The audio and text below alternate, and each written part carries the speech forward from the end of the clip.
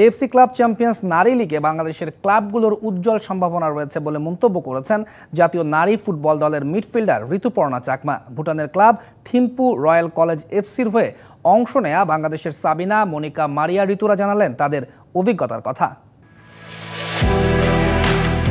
বিমানবন্দরে এমন ছবি নতুন নয় সাবিনা মারিয়াদের, তবে এই ছবিটার অর্থ বেশ ভিন্ন।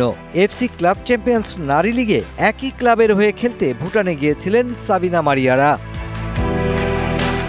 ক্লাব রয়্যাল থিম্পু কলেজ এফসির হয়ে অংশ নেন লিগে।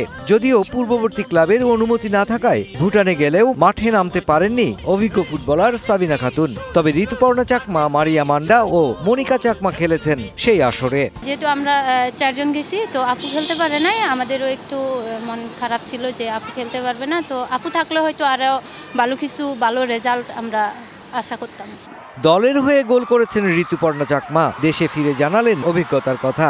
আমাদের যে ক্লাবগুলো যদি রেজিস্ট্রেশন বা খেলার যদি কোনো আগ্রহ থাকে, আমি মনে করি যে আমাদের প্লেয়াররা যে আমার যে এক্সপেরিয়েন্স যদি তারা অংশগ্রহণ করে, তা আমরা ভালো কিছু হওয়ার সম্ভাবনা বেশি আমাদের।